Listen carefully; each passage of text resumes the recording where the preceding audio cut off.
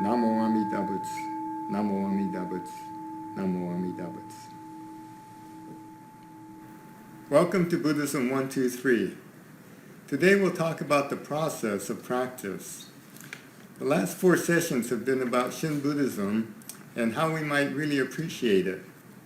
But what we shared were examples of perhaps my grandmother and the writings of Shinran, and the things they said that were really pertinent to us in this contemporary life.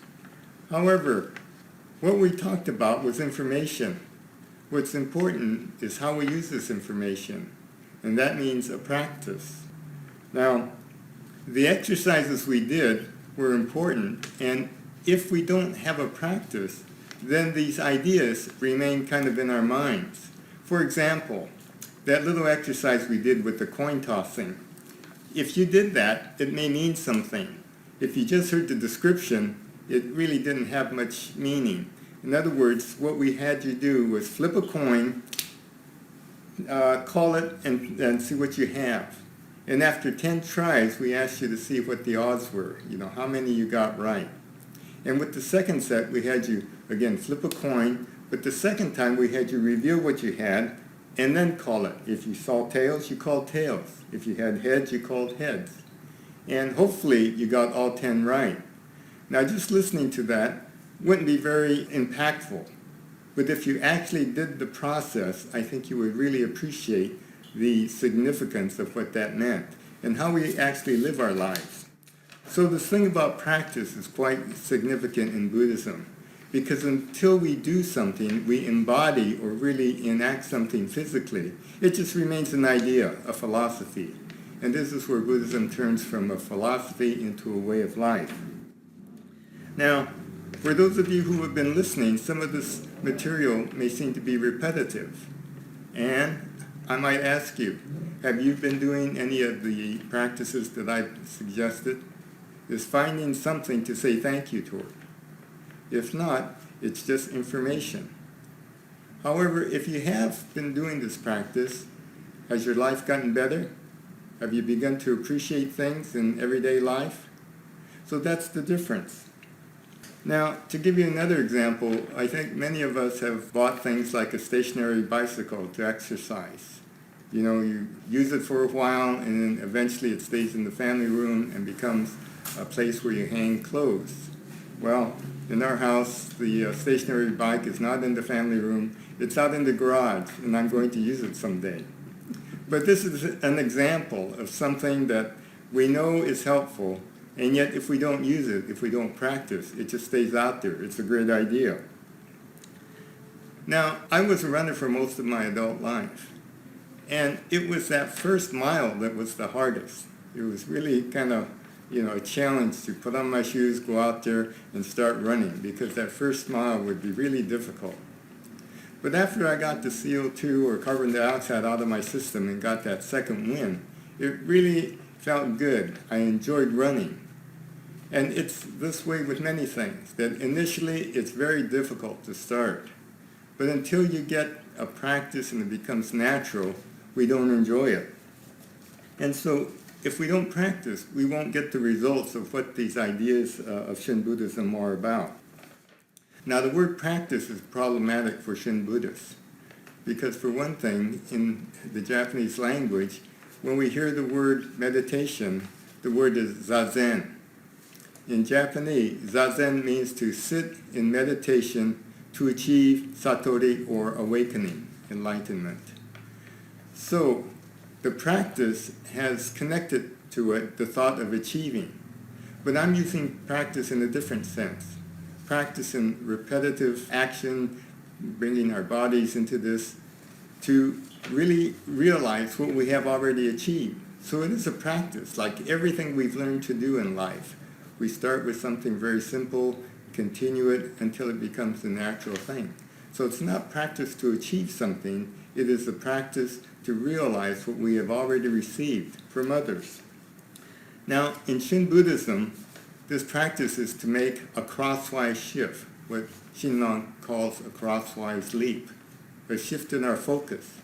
From our usual petition of please, And in America, it's what we don't have, and we need to buy something to be happy. So it's a shift from seeing things from please, I want something I don't have, to thank you, appreciating what I do have. This places us in the now, the present moment, to realize that it's only possible because of what's gone on in the past, not something we want in the future. So it is this change of perspective. And so practice is making this shift. Now, if you've done this and you feel the benefits of gratitude, you've already begun this journey into a spiritual world. Now, you may find that your daily life gets better, but also what Shin offers is a pathway to something deeper and broader, something that could answer all our questions. And especially in this time of the COVID-19 pandemic, it challenges us. Where can we find things to say thank you toward in this situation? This is our challenge, and there are things. There's always the light beneath the darkness, the clouds and mists that hamper our light.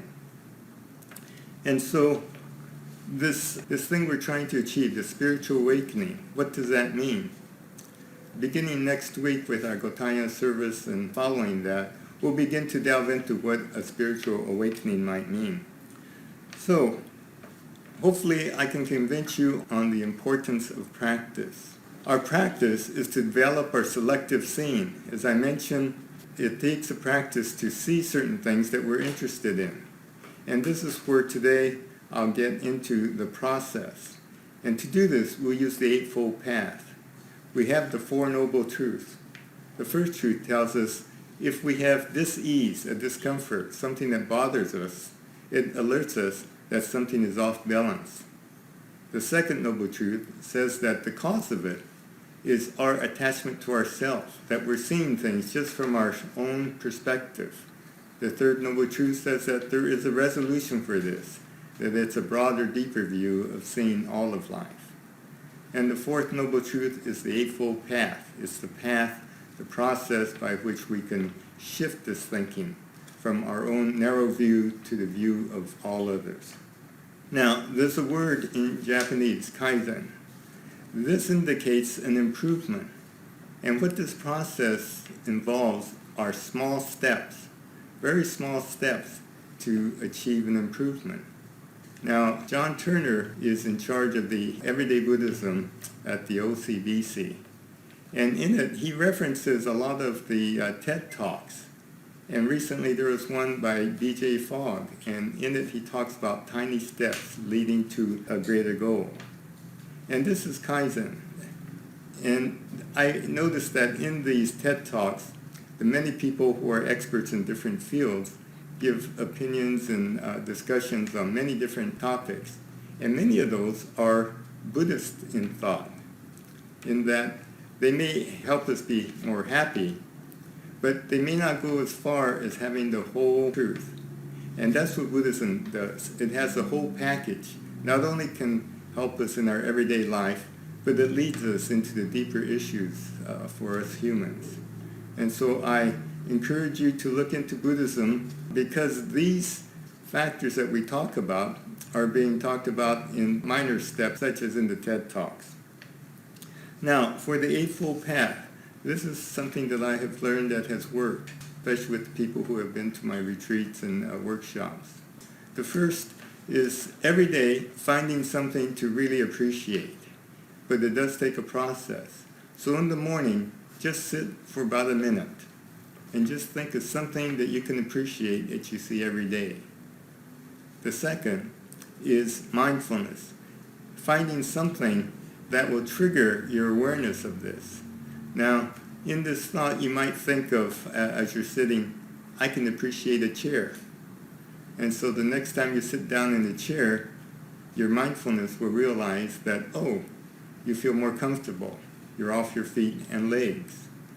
Now, this takes some effort. But with this, you realize that during the day, you sit down a lot. And when that happens, it shifts your thinking. You feel that, oh, this is something that's with you all the time. And so it may bring a conduct. the conduct might be that you start to really realize and treat your chair in a different way. And you can say thank you. And with that thank you, that speech turns to thought, realizing all the things that went into making that chair possible for you to sit down. Not only the people, but all the things that have gone into the production of that chair, and to have it there for you to sit down. And so we go through this whole process of the Eightfold Path, from meditation, mindfulness, effort, livelihood, the conduct, speech, thought, and finally perspective, how we see life. And so just from the morning thinking of one thing and appreciating it during the day, such as a chair, will bring you to a shift in thinking and saying thank you for the chair that you sit in every day. So every day think of one thing, a different thing. From a chair, it might be the faucet, it might be the car you drive, or whatever. But make this a practice so that you start to embody or make real this philosophy. So it's not just the thought that, oh, this is something I can do that sounds good, but it's like that exercise bike that you actually get on and do. And it's a simple practice and something we have every day. Unlike sitting in Zen meditation, it encounters you all the time. You're engaged with it every day at all times. Whether it's sitting down, whether it's turning on the faucet, turning on the light, we begin to shift our thinking from please, I want something I don't have, to thank you, I appreciate all the things I have. So this practice of once a day becomes a way of life. Thank you equates to Namo Amida Butsu, or the chant Naman Dabs. So when gratitude becomes a fundamental part of your life, we can go deeper and broader in the full experience and meaning of Namo Amida Butsu, which we will do in the future. Next week we will start to a different format. We'll start a Zoom meeting. In this way, after a short talk, we can have people ask questions, and we'll see how this format works. This Sunday is Gotayen, which celebrates the birthday of Shinran, the founder of our sect. And we're having a solo service. We'll have some chanting, and I'll follow that with the Dharma talk. So I just want to leave you with the thought that please, during this pandemic, stay at home, keep the separation from others is very serious, can lead to illness and even death. And so we want to really encourage everyone to maintain their social distancing from each other. And also, if you're able, you might donate to this temple to help us maintain the services we provide. So with that, I want to close again with the recitation of the Nembutsu Namman Dabs and all these talks, which hopefully will make this a real experience for you. Gasho, Namo Amida Butsu, Namo Amida Butsu, Namo Amida Butsu, Namman Dabs.